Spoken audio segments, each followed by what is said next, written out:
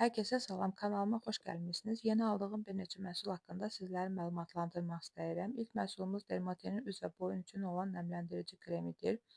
Üstündəki testlər hədiyyə göndərilib. Biri boyun kremi, digəri isə ağarıcı kremdir. Bunu daha öncə bacım da almışdı. Ona görə burada özümkünü açmadım. Çünki istifadə etdiyim kremlər çoxdur.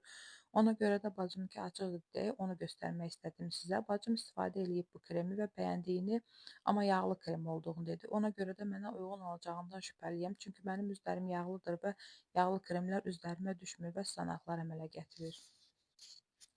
İkinci məhsul Cabrini Tanal kremidir. Mən ən açıq rəngini götürdüm. İlk öncə açdığımda tünd olduğunu düşündüm, amma əlimin üstünə yaydıqdan sonra açıq olduğunu gördüm. Rəngi mənə tam oldu. Nə çox nəmli, nə də çox mat bitişli deyil. Məncə ikisinin tam ortasındadır. Qiymətinə görə performansı məncə çox yaxşıdır. Örtücülüyü yüksəkdir. Burada da görünür məncə iki əlimin arasındakı fərq. Mən çox bəyəndim. Sonraki məhsul isə Revolution'un göz kölgəsi paletidir. Bunu bacım aldı, yəni pulunu bu səfər o ödədi. Mən makyaja daha maraqlı olduğum üçün daha çox mən alıram makyaj məhsullarını. Biz bacımla makyaj məhsullarını həmişə ortaq istifadə eləyirik. Bu paleti çox bəyəndim, rəngləri çox qəşəngdir. Həm gündüz, həm də gecə makyajları üçün uyğun rəngləri var. Simli olanları xüsusilə çox bəyəndim.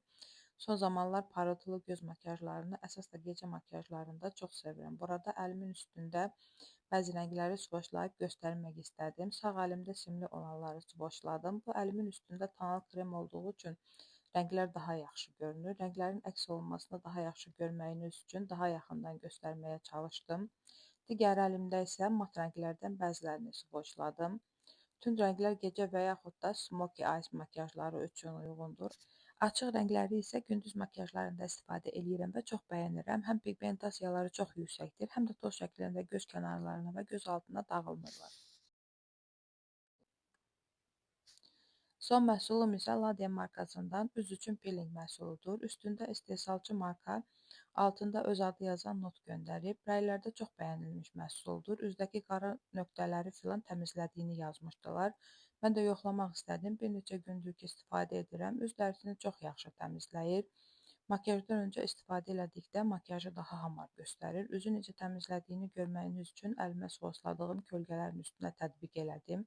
Burada gördüyünüz kimi üzdəki ölü dəriləri soyur. Hələ ki bəyənirəm, amma rəylərdəki kimi ultra effektləri hələ ki hiss eləmirəm. Hələlik kanala dəstək olub videomu bəyənməyi unutmayın zəhmət olmasa.